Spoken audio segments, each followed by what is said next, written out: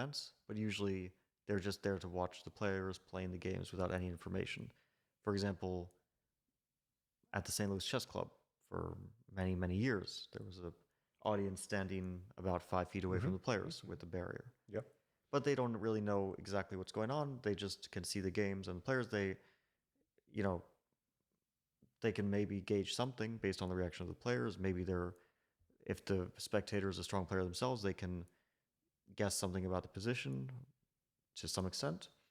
But they don't know exactly what's going on. And also, when you have something that reacts very quickly, then people tend to react strongly to that. So it's not even commentary, but just you see The bar. a bar which moves very quickly and happens in a fraction of a second.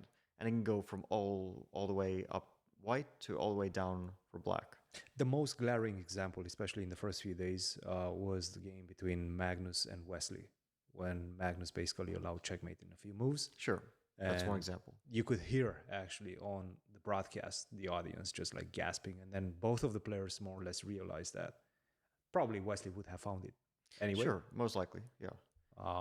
But it led to a checkmate, and Yeah, I think the one thing is that when you have something that's very visual like that, people will react. If it was just commentary, I think people could definitely react as well.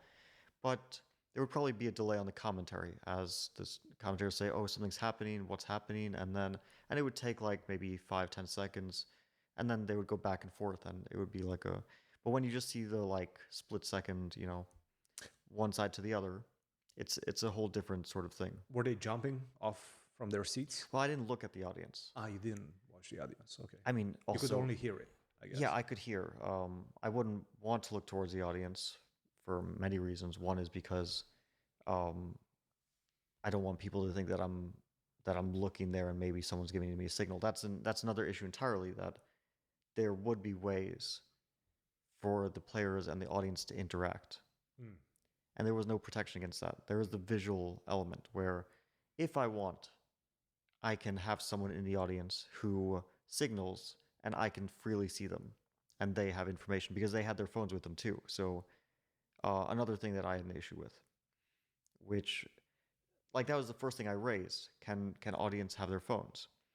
And then before we could even resolve that, Hikaru mentioned that the audience can actually see the eval bar, something that he knew that I didn't know.